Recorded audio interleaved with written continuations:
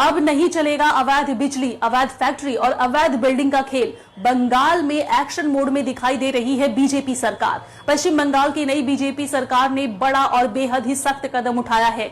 CBI को मिला है खुला जांच का आदेश का जिम्मा।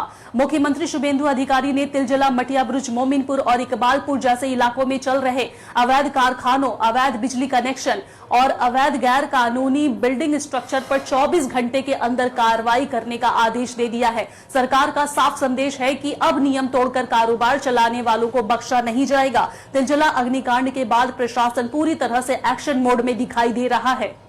तिलजला अग्निकांड के बाद पश्चिम बंगाल की नई सरकार अब पूरी तरह सख्त एक्शन के मूड में दिखाई दे रही है।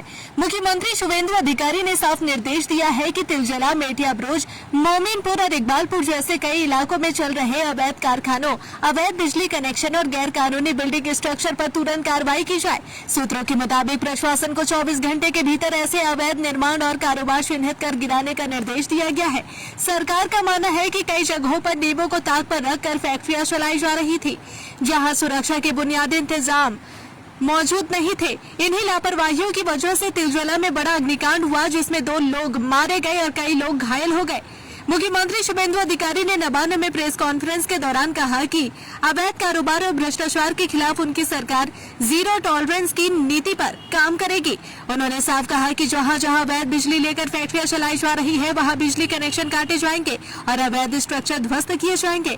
प्रशासनिक सूत्रों की माने तो पुलिस, बिजली विभाग और नगर निगम की संयुक्त टीमों को कई संवेदनशील इलाकों में अभियान चलाने का निर्देश दिया गया है। सरकार का दावा है कि यह कार्रवाई किसी समुदाय या इलाके के खिलाफ नहीं, बल्कि कानून व्यवस्था और लोगों की सुरक्षा के लिए की जा रही है। हालांकि विपक्ष इस कार्रवाई को लेकर भी सवाल उठा रहा है। विपक्ष का कहना है कि अचानक बुलडोजर मॉडल की राजनीति बंगाल में लागू करने की कोशिश हो रही है और इससे गरीब मजदूरों और छोटे कारोबारियों पर असर पड़ रहा है। लेकिन बीजेपी सरकार का कहना है कि अवैध फैक्ट्री, अवैध बिजली और खतरनाक निर्माण अब किसी भी कीमत पर बर्दाश्त नहीं किए जाएंगे। अब सबसे बड़ा सवाल यही है कि क्या बंगाल में सच में अवैध कारोबार पर सबसे बड़ा क्रैकडाउन शुरू हो चुका है, या फिर आने वाले दिनों में इस कार्रवाई को लेकर और बड़ा राजनीतिक टकराव देखने को मिलेगा। আপনাদেরকে খুব গুরুত্বপূর্ণ 2-3টি বিষয় জানানোর জন্য আমি মিট করেছি। প্রথমত, গতকাল তিলজলা পিএসে যে আপনার অগ্নিসংযোগ এবং দুর্ঘটনা ঘটে, যাতে 2 জন মারা গেছিলেন, 3 জন আহত হয়েছিলেন। কালকেই আমরা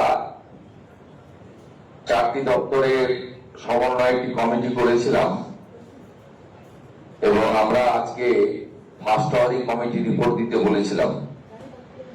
এই কমিটি রিপোর্টে যা পাওয়া গেছে, এটা আমাদের রাজ্যে বা কলকাতার ক্ষেত্রে একটি অশনি সংকেত। ওই অবৈধ ওয়ার্কশপ বা কারখানায় কোনো বিল্ডিং প্ল্যান নেই। বিল্ডিং প্ল্যান নেই, যেমন the basic norms of fire এবং ইলেকট্রিসিটি, সেগুলো ওখানে ছিল না, কমপ্লিটলি অবৈধ। আমরা এই ঘটনার পরিপ্রেক্ষিতে কতগুলো অ্যাকশন নিয়েছি। তিলজলা পিএস এর কেস নম্বর 226, তাতে ওই অবৈধ কারখানার মালিক শেখ নাসির এবং শামীম মোহাম্মদ, তাদেরকে গ্রেফতার করা হয়েছে আজকে সকালে। আমরা বিদ্যুৎ সরবরাহকারী সংস্থাকে পার্মানেন্ট ইলেকট্রিক ডিসকানেকশন করার অর্ডার দিয়েছি এবং সিএসসি কে বিদ্যুৎ সচিবের মাধ্যমে জানানো হয়েছে যত এই ধরনের বিল্ডিং প্ল্যান স্যাংশন নেই, অবৈধ কারখানা আছে, বিশেষ করে কসবা, তিলজলা, মমিনপুর, ইকবালপুর সহ এই এলাকাতে ইমিডিয়েটলি একটি ইন্টারনাল অডিট করে যাদের যাদের বিল্ডিং প্ল্যান স্যাংশন নেই তাদের ইলেকট্রিসিটি ডিসকানেক্ট করার জন্য আমাদের পৌর নগর উন্নয়ন সচিবকে নির্দেশ দেওয়া হয়েছে একদিনের মধ্যে ওই অবৈধ স্ট্রাকচার ভেঙে ফেলার জন্য কেএমসির উদ্যোগে কলকাতা পুলিশের সাহায্য নিয়ে, এবং একইভাবে কেএমসি কে বলা হয়েছে এই ধরনের অবৈধ বিপজ্জনক কারখানাগুলিতে জলের লাইন কেটে দেওয়ার জন্য। আমরা এতে জিরো টলারেন্সের নীতি নিচ্ছি। যারা সতর্ক হতে চান সতর্ক হয়ে যান, যারা বেআইনি কাজকর্ম করছেন তাদেরকেও আমরা সংশোধিত হতে এবং এই ধরনের কাজ থেকে বিরত থাকার জন্য কড়া নির্দেশিকা এবং পরামর্শ দিচ্ছি।